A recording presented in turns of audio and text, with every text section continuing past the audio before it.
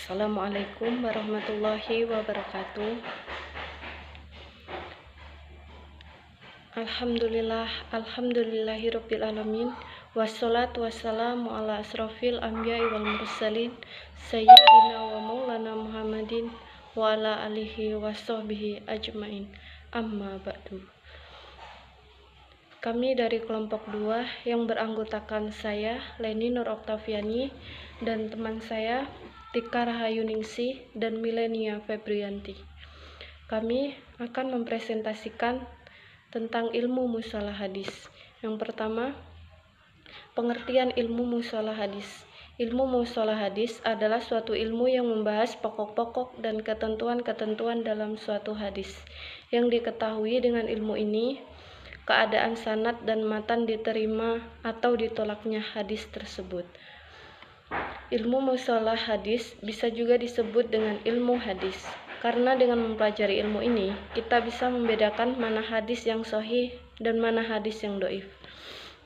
Hadis menurut bahasa adalah al-jadid, yang mempunyai arti yang baru. Hadis menurut istilah adalah sesuatu yang datang dari Nabi Muhammad SAW berupa perkataan, perbuatan, dan sikap diam atau persetujuannya.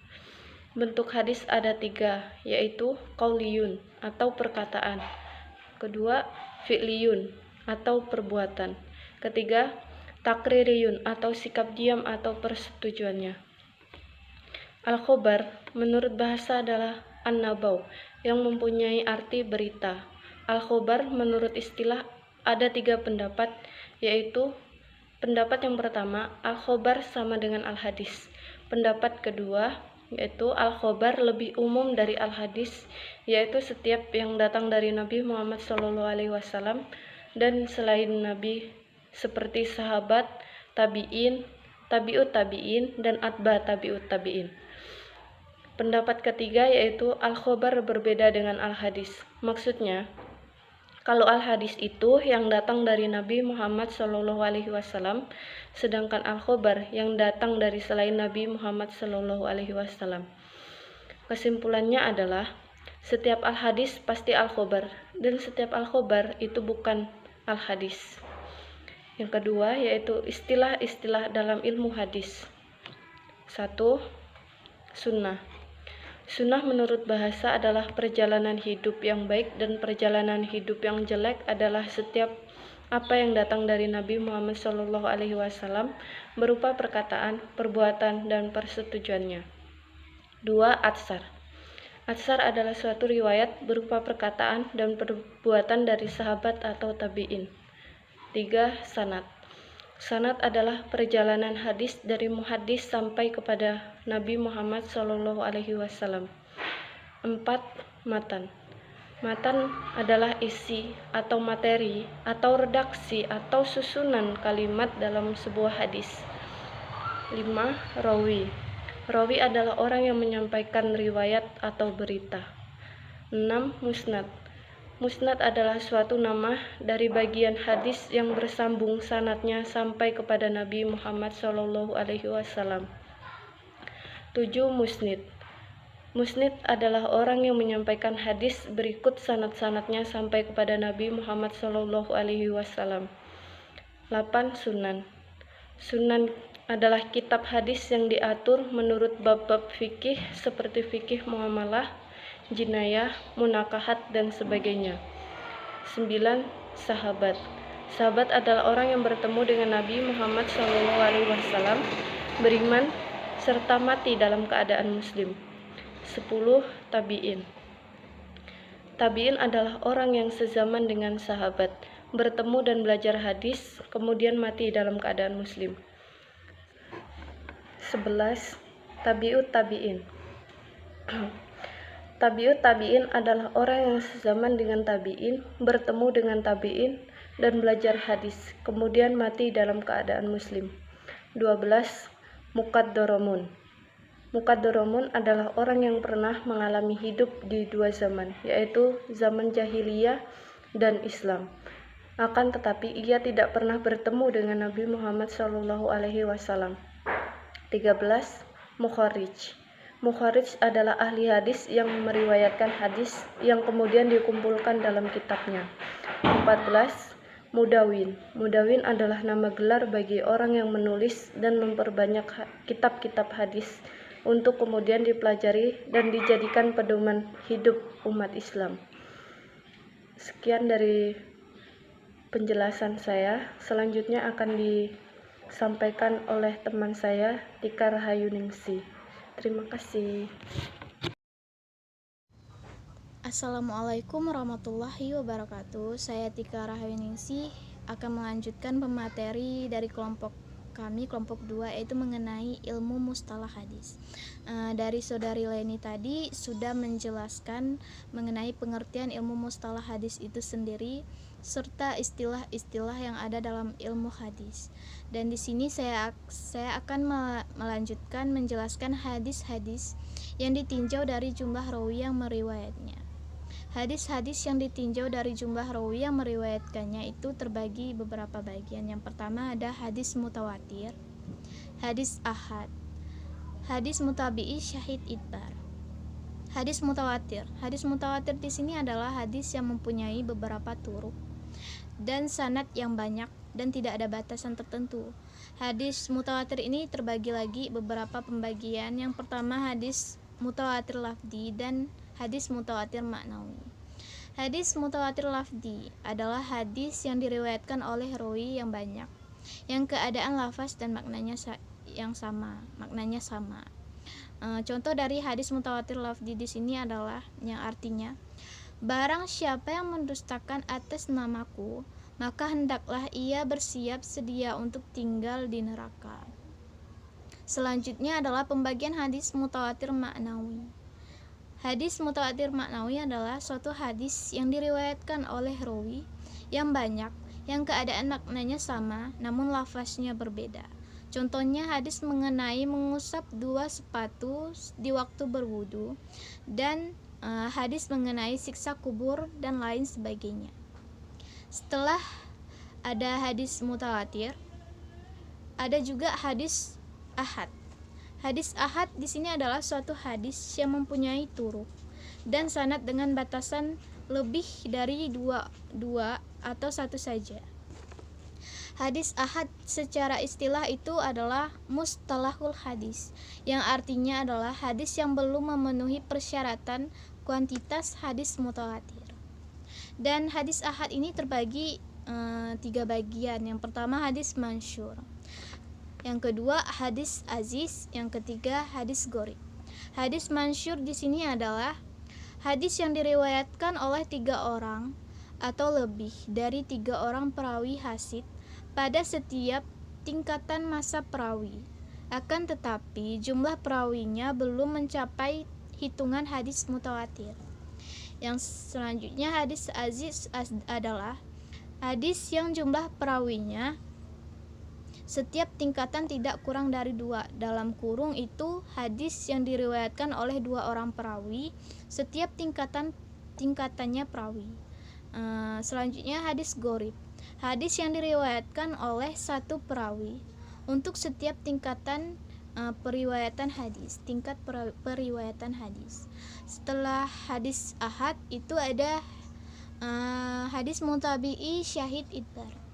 Mutabi'i di sini adalah suatu hadis fardun nisbi yang apabila disepakati oleh hadis lainnya.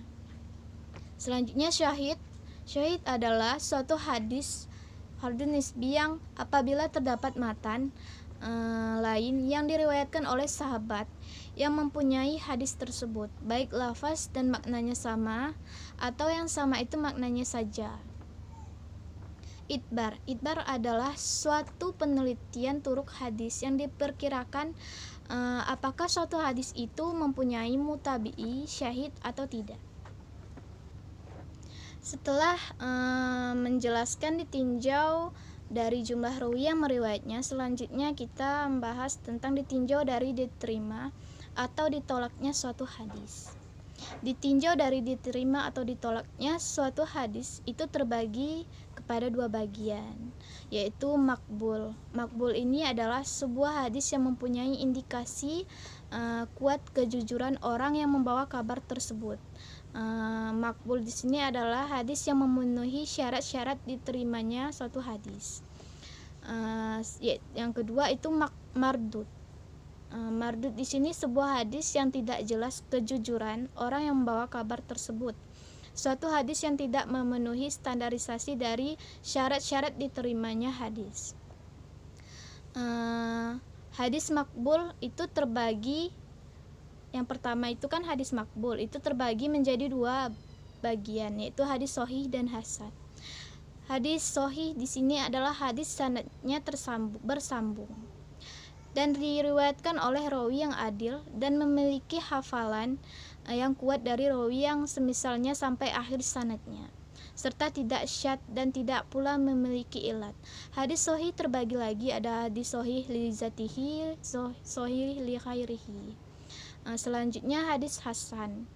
Hadis hasan yaitu hadis yang sanadnya bersambung, yang diriwayatkan oleh rawi yang adil dan memiliki hafalan yang sedang-sedang saja dari rawi yang semisalnya sampai akhir sanadnya, serta tidak syadz dan tidak pula memiliki ilat. Hadis hasan juga terbagi lagi, ada hasan li zatihi dan hasan li khairihi.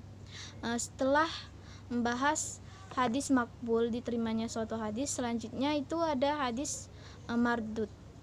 Ada mardud, suatu hadis yang ditolak. Hadis yang tertolak adalah hadis yang tidak jelas kejujuran orang yang membawa kabar tersebut. Itu bisa terjadi karena ketiadaan satu syarat atau lebih dari syarat-syarat sebuah hadis. Sebab-sebab tertolaknya hadis itu ada banyak, tetapi secara garis besar bisa diklasifikasi menjadi dua, yaitu yang pertama gugur dari sanad, yang kedua terindikasi cacat atau tertuduh pada seorang perawi. Hadis mardud secara keumuman sebenarnya semua itu disebut dengan hadis dhaif. Hadis dhaif di sini adalah hadis yang tidak memenuhi syarat hadis makbul. Hadis yang termasuk kategori yang tertolak karena gugurnya perawi dari sanadnya adalah ada mursal. Hadis mursal, hadis yang sanadnya terbuang dari akhir sanad sebelum tabi'in. Gambarannya apabila seseorang tabi'in mengatakan Rasulullah Shallallahu Alaihi Wasallam bersabda, atau Rasulullah Shallallahu Alaihi Wasallam melakukan ini itu. Selanjutnya hadis mukati, hadis yang di tengah sanadnya terdapat perawi yang gugur, satu orang atau lebih secara tidak berurutan. Selanjutnya ada mudlal, hadis yang sanadnya ada dua orang rawi atau lebih yang gugur secara berturut-turut. Sedangkan idlal sendiri adalah terputusnya rangkaian sanad hadis dua orang atau lebih secara berurutan. Selanjutnya ada hadis mu'allaq, hadis yang sanadnya terbuang dari awal sanadnya satu orang rawi atau lebih secara berturut-turut, bahkan sekalipun terbuang semuanya. Gambarannya adalah semua sanad dibuang kemudian dikatakan Rasulullah Shallallahu Alaihi Wasallam telah bersabda. Selanjutnya ada mudallas, tadlis yaitu menyembunyikan celah dalam kurung cacat yang terdapat di dalam sanad hadis dan membaguskannya secara zahir. Selanjutnya ada hadis syadz dan mahfuz. Hadis syadz adalah kebalikan dari pengertian hadis mahfuz. Syadz adalah hadis yang diriwayatkan oleh seorang rawi yang terpercaya, tetapi berbeda dengan hadis yang lebih kuat atau dengan yang diriwayatkan oleh rawi yang banyak. Berbeda itu terjadi karena ada tambahannya atau mengurangi di dalam sanad atau matan, dan hadis yang lebih kuat tadi disebut mahfuz. Baiklah, hanya itu yang dapat saya sampaikan.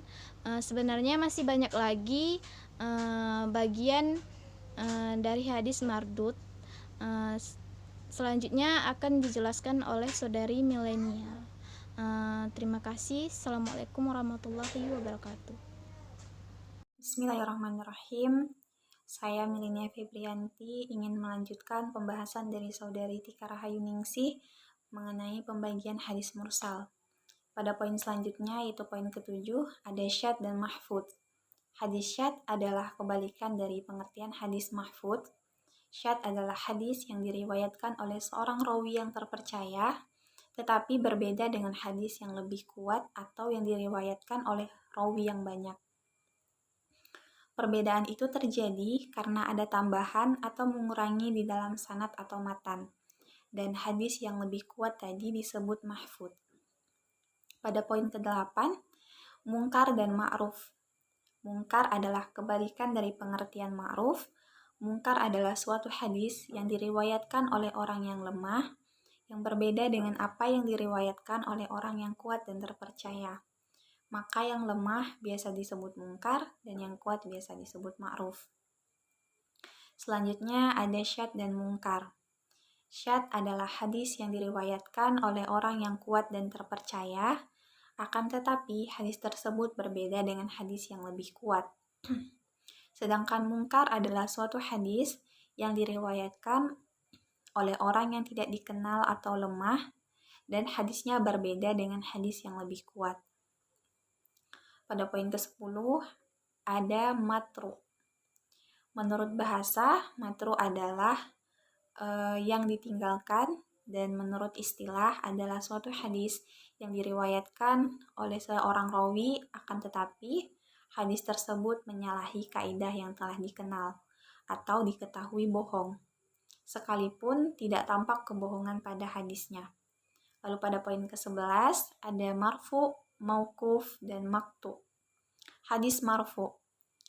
Hadis marfu adalah suatu hadis yang disandarkan kepada Nabi, baik berupa perkataan, perbuatan, sikap diam, atau sifat-sifat Nabi SAW.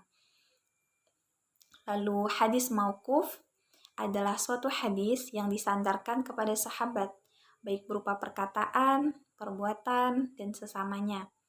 Jadi, sesuatu yang datang dari sahabat berupa ijtihad sendiri, baik berupa perkataan, perbuatan, maupun lainnya, padahal tidak ada tanda-tanda bahwa sesuatu tadi datang dari Nabi Muhammad SAW, melainkan betul-betul dari sahabat itu sendiri. Hal itu disebut mauquf. Lalu selanjutnya ada hadis maktu. Adalah suatu hadis yang disandarkan kepada tabi'i, baik berupa perkataan, perbuatan, atau sesamanya. Pada poin ke-12 ada maklub. Maklub artinya terbalik atau tertukar. Yang dimaksud dengan hadis maklub adalah hadis yang di dalamnya terdapat sesuatu yang dibalik atau ditukar. Lalu yang terakhir atau poin ke-13 adalah hadis madlu. Adalah hadis bohong yang dibuat-buat, yang diciptakan oleh rawi yang kemudian disandarkan kepada Nabi SAW. Ia mengatakan bahwa yang diriwayatkan itu hadis dari Nabi, padahal sebenarnya bukan hadis dari Nabi SAW, melainkan buatannya saja. Lalu pembahasan selanjutnya ialah kegunaan atau manfaat dari ilmu mustalah hadis. Kegunaan atau manfaat dari ilmu mustalah hadis yang pertama, mengetahui kualitas hadis. Dalam ilmu mustalah hadis, kita akan belajar mengenai berbagai macam hadis yang disepakati oleh para ulama hadis, mengenai diterima atau ditolaknya hadis tersebut. Tentu saja ini berkaitan dengan kualitas hadis itu sendiri, baik hadis sahih, hadis hasan, maupun hadis dhaif. Lalu kegunaan dan manfaat ilmu mustalah hadis yang kedua, mengetahui kualitas sanad dan matan hadis. Dari pengertian ilmu mustalah hadis, maka kita akan mengetahui bagaimana gambaran mengetahui disiplin ilmu, yaitu mempelajari tentang seluk-beluk hadis yang berkaitan dengan kualitas sanad dan matannya. Lalu kegunaan ilmu mustalah hadis yang ketiga, mengetahui bagian dan macam-macam hadis. Para ulama ahli hadis telah merumuskan macam-macam hadis yang dilihat dari segi yang berkaitan dengan hadis, baik kualitas matan, kualitas sanadnya, jenis-jenis riwayatnya, dan singkat dalam meriwayatkannya. Semua itu dapat diketahui jika seseorang ingin mempelajari ilmu mustalah hadis ini. Lalu kegunaan ilmu mustalah hadis yang keempat ialah mengetahui keadaan para rawi. Dengan mempelajari ilmu mustalah hadis, maka kita akan mengetahui beberapa keadaan rawi. Apakah rawinya adalah seorang yang dabit, adil, ataukah tidak keduanya.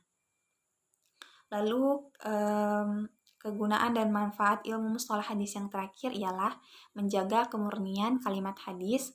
Salah satu peran penting terwujudnya ilmu mustalah hadis adalah menjaga kemurnian hadis dari segala macam yang tidak bersumber dari Nabi Muhammad SAW.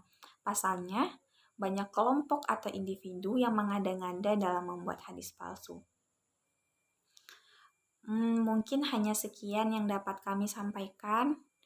Kami mengucapkan terima kasih atas perhatiannya, dan kami selaku kelompok 2 ingin memohon maaf jika dalam penyampaian materi ini banyak sekali kekeliruan, banyak kesalahan. Kami memohon maaf karena kami juga sedang dalam tahap pembelajaran, dan semoga apa yang kami sampaikan dapat bermanfaat dan menambah wawasan kita bersama, baik bagi kami pribadi maupun teman-teman yang mendengarkan. Mungkin hanya sekian yang dapat saya sampaikan, dan akhir kata, subhanakallahumma wa bihamdika asyhadu an la ilaha illa anta astaghfiruka wa atubu ilaik. Wassalamualaikum warahmatullahi wabarakatuh.